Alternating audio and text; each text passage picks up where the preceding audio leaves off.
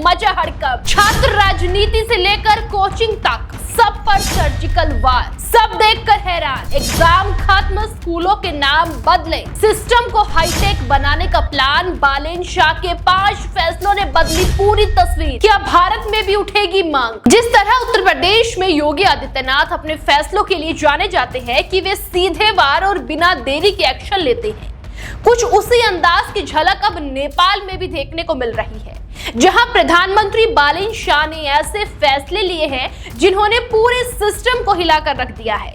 फर्क सिर्फ इतना है कि मैदान अलग है लेकिन स्टाइल वही है। तेज फैसले, सीधा असर और बड़ा संदेश। यही वजह है कि अब इस पूरे मॉडल को लोग योगी स्टाइल एक्शन कहकर जोड़ रहे हैं और इसकी गूंज नेपाल से निकलकर पूरे साउथ एशिया में सुनाई भी दे रही है। आखिर कौन से ऐसे फैसले लिए हैं जिसे योगी स्टाइल कहा जा रहा है?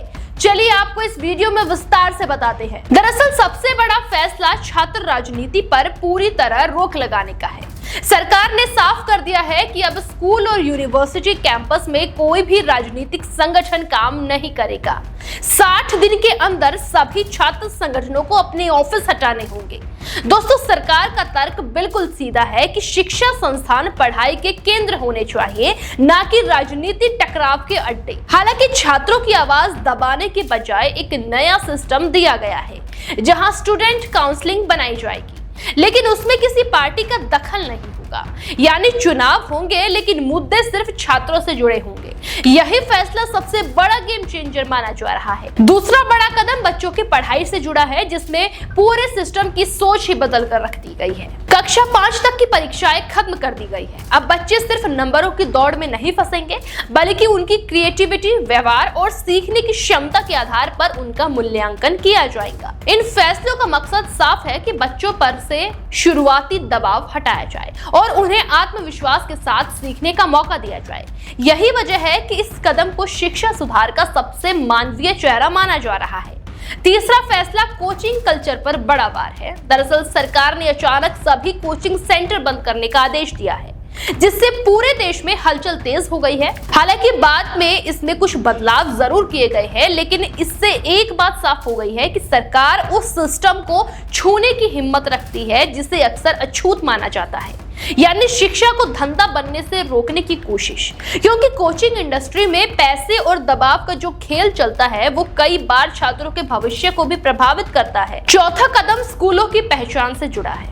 सरकार ने विदेशी नाम वाले स्कूलों को निर्देश दिया है कि वे अपने नाम बदलकर स्थानीय संस्कृति से जुड़े नाम रखें। ऑक्सफोर्ड और सेंट जैसे नामों की जगह अब देसी पहचान को बढ़ावा दिया जाएगा। इसके पीछे साफ सोच है कि शिक्षा सिर्फ नौकरी का जरिया नहीं, बल्कि संस्कृति और जड़ों से जुड़ाव का माध्यम भी है।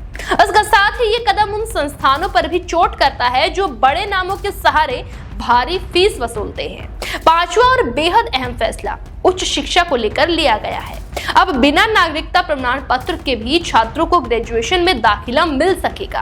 पहले कई युवा सिर्फ कागजी प्रक्रिया में उलझकर आगे नहीं बढ़ पाते थे, लेकिन अब ये बाधा हटा दी गई है। इसके साथ ही यूनिवर्सिटीज को समय पर रिजल्ट जारी करने के निर्देश दिए गए हैं, ताकि छात्रों का भविष्य अटक ना जाए।